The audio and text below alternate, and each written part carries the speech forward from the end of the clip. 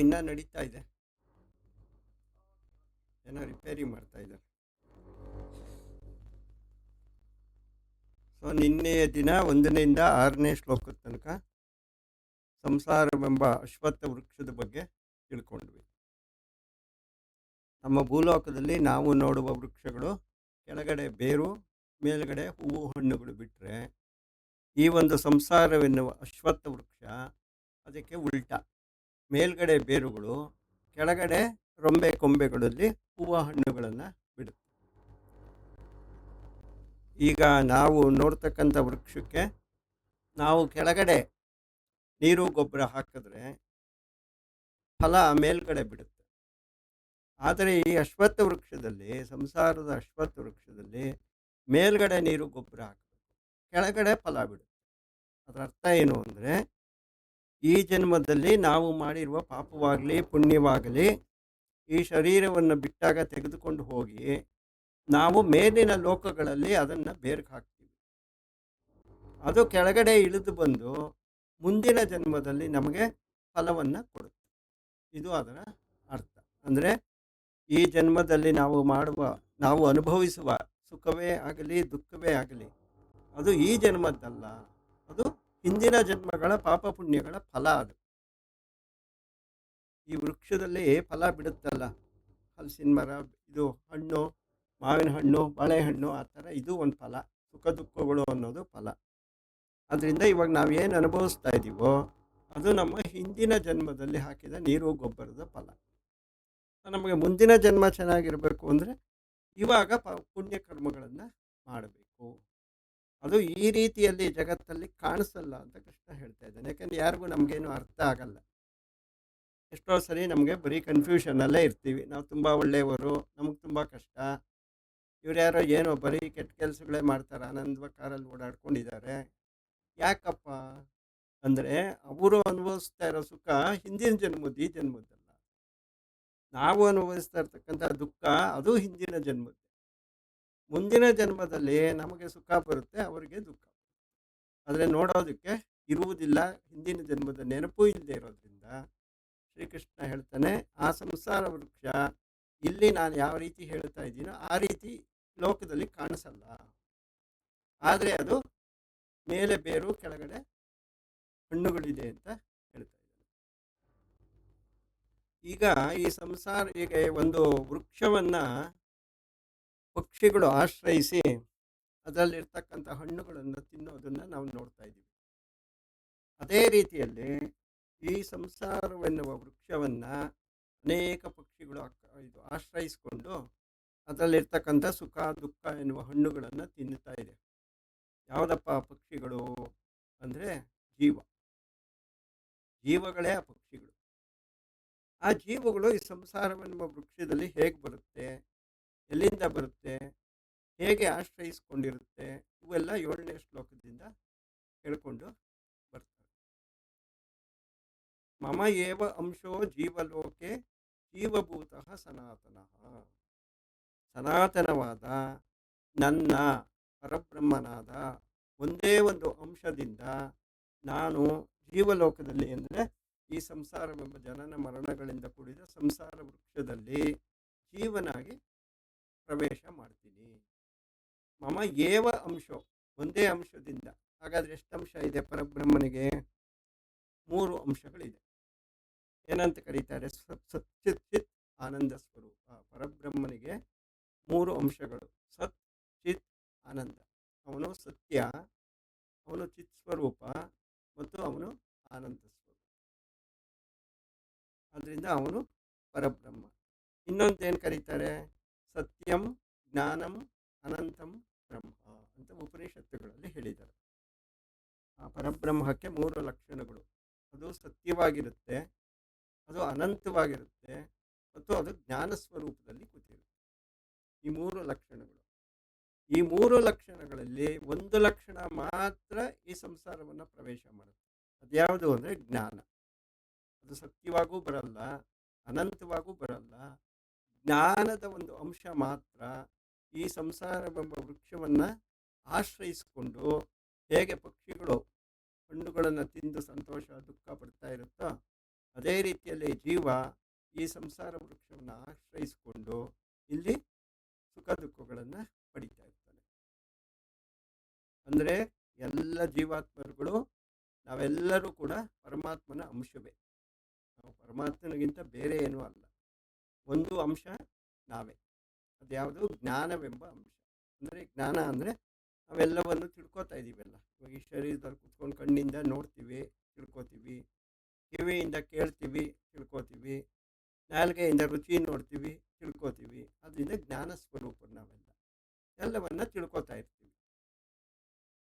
ಹೇಗೆ ಅಂದರೆ ಮನಃ ಷಷ್ಟಾನಿ ಇಂದ್ರಿಯಾಣಿ, ಮನಸ್ಸು ಸೇರಿ 6 ಇಂದ್ರಿಯಗಳು, 5 ಜ್ಞಾನೇಂದ್ರಿಯಗಳು, ಮನಸ್ಸನ್ನು ಒಂದು ಇಂದ್ರಿಯ ಅಂತ ತಗೊಂಡ್ರೆ 6 ಇಂದ್ರಿಯಗಳು. ಸೊ ಮನಃ ಷಷ್ಟಾನಿ ಇಂದ್ರಿಯಾಣಿ, 5 ಇಂದ್ರಿಯಗಳು ಪ್ಲಸ್ ಮನಸ್ಸನ್ನು 6ನೇ ಇಂದ್ರಿಯ. ಹೀಗೆ ತೆಗೆದುಕೊಂಡು ಪ್ರಕೃತಿ ಸ್ಥಾನಿ ಆಕರ್ಷತಿ. ಪ್ರಕೃತಿ ಸ್ಥಾನಿ ಅಂದರೆ ಈ ಸಂಸಾರ ವೃಕ್ಷದಲ್ಲಿ ನಿಂತ್ಕೊಂಡು ಇವುಗಳನ್ನೆಲ್ಲ ಎಳ್ಕೋತಾನೆ ಅಂತ ಹೇಳ್ತಾ ಇದ್ದಾರೆ. ಇದರ ಅರ್ಥ ಏನು ಅಂದರೆ, ಈಗ ಗರ್ಭದಲ್ಲಿ ಒಂದು ಮಗು ಇರುತ್ತೆ. ಮಗು ಗರ್ಭದಲ್ಲಿದ್ದಾಗ 7ನೇ ತಿಂಗಳಲ್ಲಿ ಒಂದು ಜೀವ ಪ್ರವೇಶ ಮಾಡುತ್ತೆ. ಅವ ಒಂದು ಶರೀರವನ್ನು ಜೀವ ಪ್ರವೇಶ ಮಾಡುತ್ತೆ. ಜೀವ ಪ್ರವೇಶ ಮಾಡಿದ ತಕ್ಷಣನೇ ಆ ಮಗುವಿಗೆ ಇರ್ತಕ್ಕಂಥ ಕಣ್ಣು, ಕಿವಿ, ಮೂಗು, ನಾಲಿಗೆ, ಚರ್ಮ ಮತ್ತು 6ನೇ ಇಂದ್ರಿಯವಾದ ಮನಸ್ಸು, ಇವುಗಳನ್ನೆಲ್ಲ ಜೀವ ಎಳ್ಕೊಳ್ಳುತ್ತೆ, ತನ್ನ ಹತೋಟಿಯಲ್ಲಿ ಇಟ್ಕೊಳ್ಳುತ್ತೆ. ಅಲ್ಲಿಂದ ಆಚೆಗೆ ಜೀವನ ಪ್ರಾರಂಭ ಆಗುತ್ತೆ. ಹೇಗೆ ಇವಾಗ ಕುದುರೆ ಓಡಿಸ್ತಾ ಇರೋನು ಜೀನ್ ಹಾಕಿ ಕುದುರೆಗಳನ್ನ ಹಿಡ್ಕೊಂಡಿರ್ತಾನೆ, ಅದೇ ರೀತಿಯಲ್ಲಿ ಈ ಒಂದು ಜೀವಾತ್ಮನು ಶರೀರದಲ್ಲಿರುವ 5 ಜ್ಞಾನೇಂದ್ರಿಯಗಳನ್ನು ಮತ್ತು ಮನಸ್ಸನ್ನು ತನ್ನ ಹತೋಟಿಯಲ್ಲಿ ಇಟ್ಕೊಳ್ತಾನೆ. ಇಟ್ಕೊಂಡು ನಾವೆಲ್ಲ ಈ ಸಂಸಾರವನ್ನು ಮಾಡ್ತಾ ಇದ್ದೀವಿ.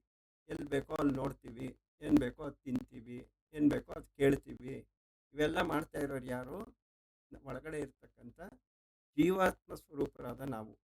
ಶರೀರ ಅಲ್ಲ. ಶರೀರ ಇರುತ್ತೆ, ಹೋಗುತ್ತೆ. ಆದರೆ ಜೀವಾತ್ಮ ಮೇಲೆ ಕಡೆಗೆ ಶಾಶ್ವತವಾಗಿ ಹುಟ್ಟು ಸಾವುಗಳ ಮಧ್ಯೆ ಹೊಡೆದಾಡ್ತಾ ಇರುತ್ತೆ. ಆದ್ದರಿಂದ ಈ ಭಗವಂತ ಏನು ಮಾಡಿದ್ದಾನೆ? ಸತ್ಯಜ್ಞಾನಂ ಅನಂತಂ ಬ್ರಹ್ಮದಲ್ಲಿ ಜ್ಞಾನಸ್ವರೂಪ ಒಂದು ಅಂಶವನ್ನು ತೆಗೆದುಕೊಂಡು ಅವನೇ ಜೀವನಾಗಿ ಈ ಶರೀರವನ್ನು, ಈ ವೃಕ್ಷವನ್ನು ಪ್ರವೇಶ ಮಾಡ್ತಾನೆ.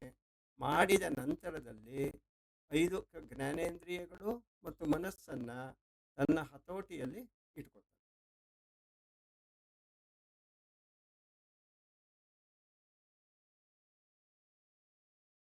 ಹಾಗೆ ಇಟ್ಕೊಂಡು ಏನು ಮಾಡ್ತಾನೆ?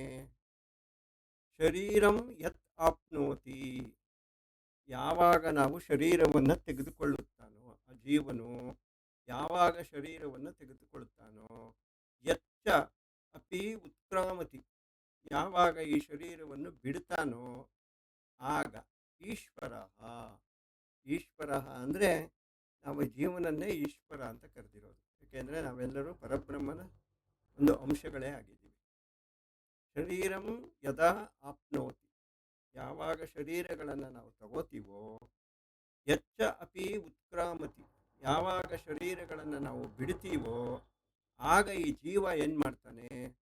ಗೃಹೀತಃ ಏತಾನಿ, ಈ ಒಂದು 5 ಜ್ಞಾನೇಂದ್ರಿಯಗಳು ಮತ್ತು ಮನಸ್ಸನ್ನು ಎತ್ಕೊಂಡು ಸಂಯಾತಿ, ಎತ್ಕೊಂಡು ಹೋಗ್ತಾನೆ. ನಾವೆಲ್ಲರೂ ಟೂರ್ ಹೋಗ್ಬೇಕಾದ್ರೆ ಒಂದು ಸೂಟ್ ಕೇಸಲ್ಲಿ ಬಟ್ಟೆ ಬರೆ ಎಲ್ಲ ಪ್ಯಾಕ್ ಮಾಡ್ಕೊಂಡು ಎತ್ಕೊಂಡು ಹೋಗ್ತೀವಲ್ಲ, ಅದೇ ರೀತಿಯಲ್ಲೇ ಈ ಪರಬ್ರಹ್ಮ ಸ್ವರೂಪನಾದ ಆತ್ಮನ ಜೀವನಾಗಿ ಈ ಶರೀರವನ್ನು ಪ್ರವೇಶ ಮಾಡಿದ ಮೇಲೆ ಇವನು ಕೂಡ ಎಲ್ಲ ಪ್ಯಾಕ್ ಮಾಡಿಕೊಂಡು ಎತ್ಕೊಂಡು ಹೋಗ್ತಾನೆ. ಬರುವಾಗ ಎಲ್ಲ ಪ್ಯಾಕ್ ಮಾಡ್ಕೊಂಡು ಎತ್ಕೊಂಡು ಬರ್ತಾನೆ. ಏನೇನು ಪ್ಯಾಕ್ ಮಾಡ್ಕೋತಾನೆ? 5 ಜ್ಞಾನೇಂದ್ರಿಯಗಳು ಮತ್ತು ಮನಸ್ಸು, ಇವುಗಳನ್ನು ಎತ್ಕೊಂಡು ಹೋಗ್ತಾನೆ, ಎತ್ಕೊಂಡು ಬರ್ತಾನೆ.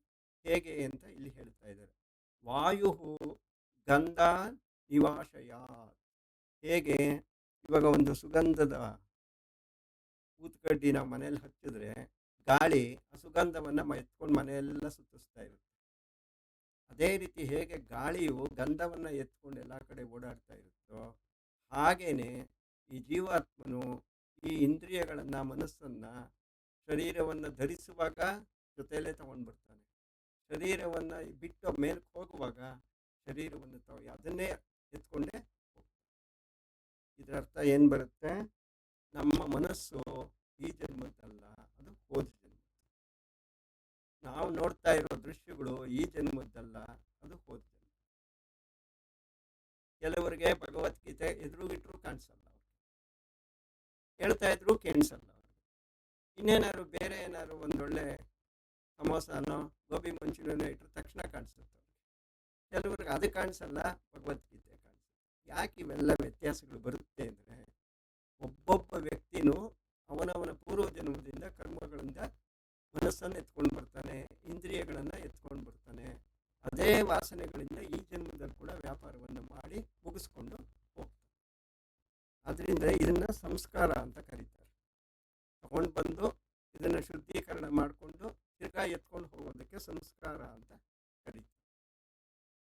ಸೊ ಈ ಸಾಧನೆಗಳು, ಆಧ್ಯಾತ್ಮಿಕ ಸಾಧನೆಗಳ ಮುಖ್ಯ ಉದ್ದೇಶ ಸಂಸ್ಕಾರ. ನಮ್ಮ ಇದು ಜ್ಞಾನೇಂದ್ರಿಯಗಳು ಮತ್ತು ನಮ್ಮ ಮನಸ್ಸನ್ನು ಪ್ರತಿ ಜನ್ಮದಲ್ಲೂ ಶುದ್ಧೀಕರಣ ಮಾಡ್ಕೋತಾ ಇರಬೇಕು. ಈ ಜನ್ಮದಲ್ಲಿ ಮಾಡಿದ ಶುದ್ಧೀಕರಣ ಏನಾಗುತ್ತೆ, ನೀರು ಗೊಬ್ಬರವಾಗಿ ಮುಂದಿನ ಜನ್ಮದಲ್ಲಿ ಫಲ ಕೊಡುತ್ತೆ. ಆ ಜನ್ಮದಲ್ಲಿ ಮಾಡಿದ ಶುದ್ಧೀಕರಣ ಅದರ ಮುಂದಿನ ಜನ್ಮದಲ್ಲಿ ಫಲ ಕೊಡುತ್ತೆ. ಹೀಗೆ ಜನ್ಮ ಜನ್ಮಕ್ಕೂ ಸ್ವಲ್ಪ ಸ್ವಲ್ಪನೇ ಇಂಪ್ರೂವ್ ಹಾಕೊಂಡು ಹೋದರೆ ಕೊನೆಗೊಂದು ದಿನ ಮೋಕ್ಷ ಪ್ರಾಪ್ತಿ ಆಗುತ್ತೆ. ಹೇಗೆ ಪರಮಾತ್ಮ ಜೀವನಾಗಿ ಈ ವೃಕ್ಷವನ್ನ, ಈ ಶರೀರವನ್ನು ಪ್ರವೇಶ ಮಾಡಿ ಏನೇನು ಮಾಡ್ತಾನೆ ಅಂತ ಹೇಳಿಕೊಂಡು ಬರ್ತಾ ಇದ್ದಾನೆ.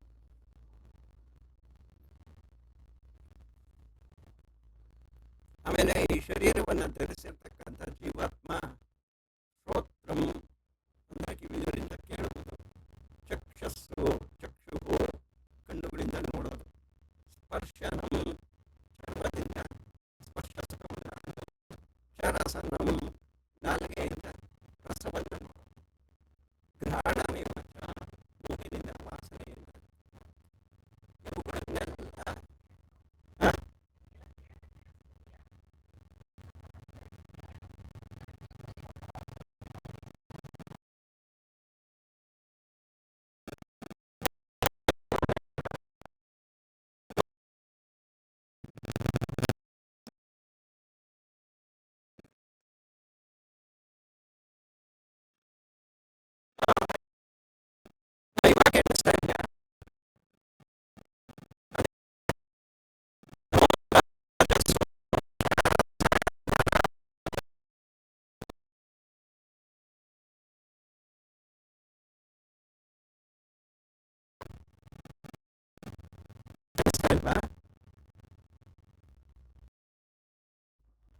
ಇವಾಗ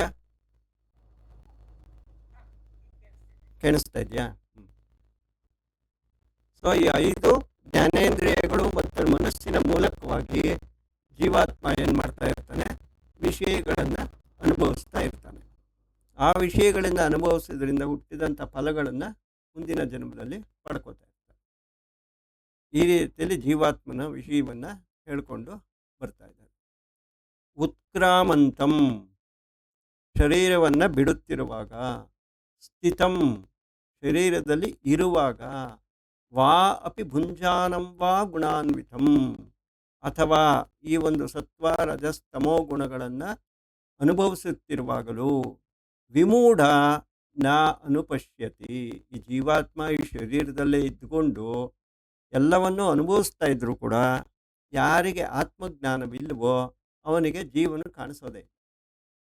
ಅವನೇನು ಅನ್ಕೋತಾನೆ, ಎಲ್ಲ ನಾನೇ ಮಾಡ್ತಾ ಇದ್ದೀನಿ, ಪ್ರಪಂಚದ ಕಷ್ಟಗಳೆಲ್ಲ ನನಗೇ ಬಂದಿದೆ, ಇವರು ಸುಖವಾಗಿದ್ದಾರೆ, ನಾನು ಕಷ್ಟದಲ್ಲಿದ್ದೀನಿ.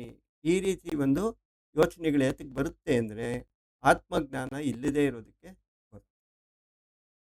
ಉತ್ಕ್ರಾಮಂತಂ ಸ್ಥಿತಂ ವಾ ಅಪಿ ಭುಂಜಾನಂ ವಾ ಗುಣಾನ್ವಿತಂ ಶರೀರವನ್ನು ಬಿಡ್ತಾ ಇರಲಿ, ಶರೀರದಲ್ಲಿ ಸ್ಥಿತನಾಗಿರಲಿ, ಗುಣಗಳನ್ನು ಸುಖ ದುಃಖಗಳನ್ನು ಅನುಭವಿಸ್ತಾ ಇರಲಿ, ಹೇಗೆ ಇರಲಿ, ವಿಮೂಢ ಅಂದರೆ ಆತ್ಮಜ್ಞಾನವಿಲ್ಲದವನು, ನಾ ಅನುಪಶ್ಯಂತಿ ಈ ಜೀವನನ್ನು ಗುರುತಿಸೋಕ್ಕೂ ಆಗಲ್ಲ, ಅವನಿದ್ದಾನೆ ಅಂತ ತಿಳ್ಕೊಳ್ಳೋಕ್ಕೂ ಆಗಲ್ಲ.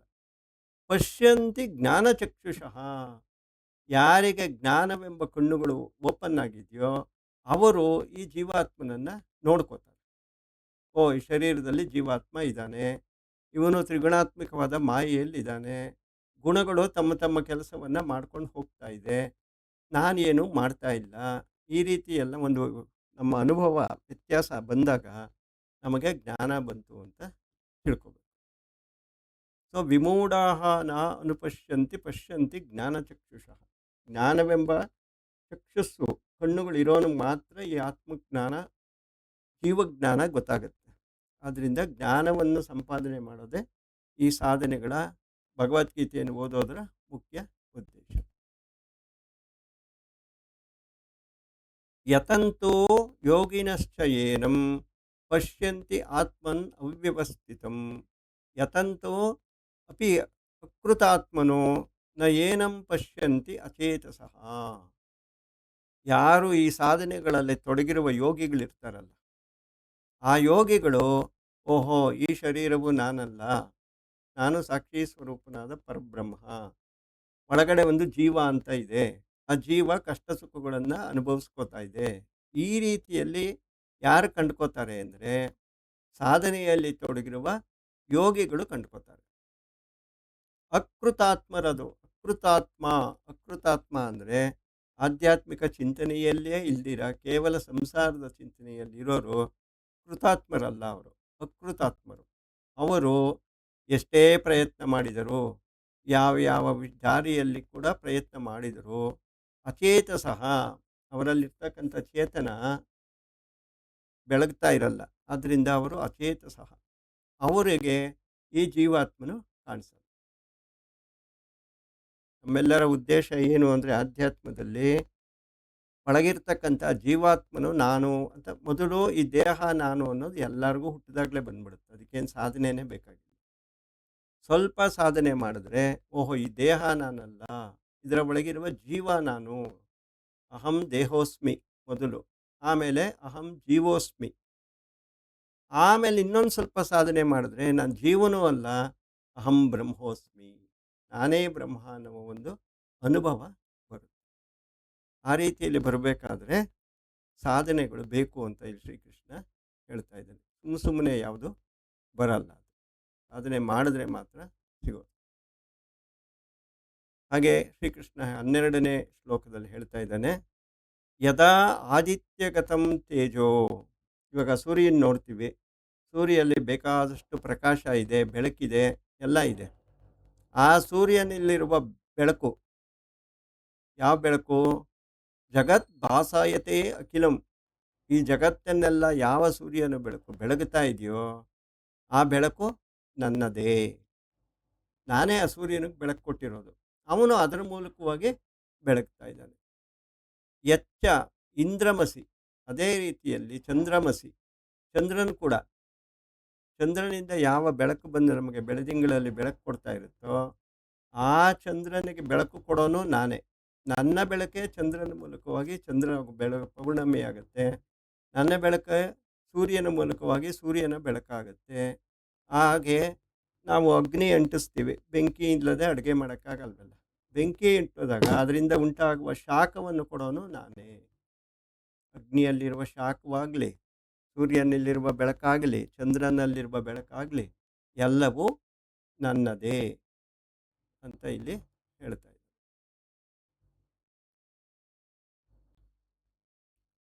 ಗಾಮಂ ಆವಿಶ್ಯ, ಗಾಮಃ ಅಂದರೆ ಭೂಮಿ, ಆವಿಶ್ಯ ಅಂದರೆ ಪ್ರವೇಶ ಮಾಡೋದು. ಗಾಮಂ ಆವಿಶ್ಯ ಚ ಭೂತಾನಿ ಧಾರಯಾಮಿ ಅಹಂ ಓಜಸ. ಭೂಮಿಯನ್ನು ಒಳಹೊಕ್ಕು ಓಜಸ್ಸಿನಿಂದ ಪ್ರಾಣಿಗಳನ್ನು ಧರಿಸುತ್ತೇನೆ. ಓಜಸ್ ಅಂದರೆ ಪ್ರಾಣಶಕ್ತಿ. ನಾವೆಲ್ಲರೂ ಬದುಕಿರುವಾಗ ಓಜಸ್ಸಿರುತ್ತೆ. ಓಜಸ್ ಹೊಟ್ಟೋದ್ಮೇಲೆ ಮನುಷ್ಯ ಮರಣ ಹೊಂದುತ್ತಾನೆ, ಅವನಿಗೆ ಜೀವ ಇರಲ್ಲ. ಆದ್ದರಿಂದ ಅದು ಓಜಸ್ಸು. ಗಾಮಂ ಆವಿಶ್ಯ ಚ ಭೂತಾನಿ ಧಾರಯಾಮಿ ಅಹಂ ಓಜಸ. ಈ ಜಗತ್ತಿನಲ್ಲಿರುವ ಎಲ್ಲ ಪ್ರಾಣಿಗಳನ್ನು ನಾನು ಓಜಸ್ಸಿನಾಗಿ ಪ್ರವೇಶ ಮಾಡಿ ಅವುಗಳನ್ನು ಧರಿಸ್ಕೊಂಡಿರ್ತೀನಿ. ಅಂದರೆ ನಮ್ಮೆಲ್ಲರಲ್ಲೂ ಇರ್ತಕ್ಕಂಥ ಈ ಓಜಸ್ ಇದೆಯಲ್ಲ, ಇದು ಭಗವಂತನೇ. ಅದು ಉಷ್ಣಾಮಿ ಔಷಧಿ. ಔಷಧಿ ಅಂದರೆ ನಾವು ತಿನ್ನುವ ಪದಾರ್ಥಗಳು, ಅದು ಧಾನ್ಯವೇ ಆಗ್ಬೋದು, ಬೇಳೆನೇ ಆಗ್ಬೋದು, ತರಕಾರಿನೇ ಆಗ್ಬೋದು, ಏನಾದರೂ ಆಗಿರಲಿ, ನಾವು ಎಲ್ಲ ತಿನ್ನುವ ಔಷಧಿಗಳು ಅಂದರೆ ನಾವು ತಿನ್ನುವ ಆಹಾರ ಪದಾರ್ಥಗಳು ಅಂತ ಅರ್ಥ. ಉಷ್ಣಾಮಿ ಔಷಧಿ ಸರ್ವಾಹ ಸೋಮೋ ಭೂತ್ವ ರಸಾತ್ಮಕಃ. ನಾನು ಚಂದ್ರನಾಗಿ ರಸದಿಂದ ಈ ಜಗತ್ತಿನಲ್ಲಿರುವ ಎಲ್ಲ ಸಸ್ಯಗಳನ್ನು ಪೋಷಣೆ ಮಾಡ್ತಾ ಇದ್ದೀನಿ. ಈ ಜಗತ್ತಲ್ಲಿರುವ ಎಲ್ಲ ಸಸ್ಯಗಳು, ರಾಗಿ, ಅಕ್ಕಿ, ಗೋಧಿ, ತರಕಾರಿ, ಬೇಳೆ, ಹಣ್ಣು, ಹಾಲು, ಏನೇನಿದೆಯೋ ಎಲ್ಲವನ್ನು ಚಂದ್ರನಾಗಿ ರಸದ ಮೂಲಕವಾಗಿ ಇವುಗಳನ್ನು ಪೋಷಣೆ ಮಾಡ್ತೀನಿ. ಹಾಗೆ ಓಜಸ್ಸಾಗಿ ಶರೀರಗಳನ್ನು ಪ್ರವೇಶ ಮಾಡಿ ಈ ಭೂತಗಳನ್ನು ಹಿಡ್ಕೊಂಡಿರ್ತೀನಿ, ಅಂದರೆ ಜೀವಂತವಾಗಿ ಹಿಡ್ಕೊಂಡಿರ್ತೀನಿ ಅಂತ ಹೇಳ್ತಾ ಇದ್ದಾರೆ. ಈಗ ಪ್ರಶ್ನೋತ್ತರ ಇದ್ರೆ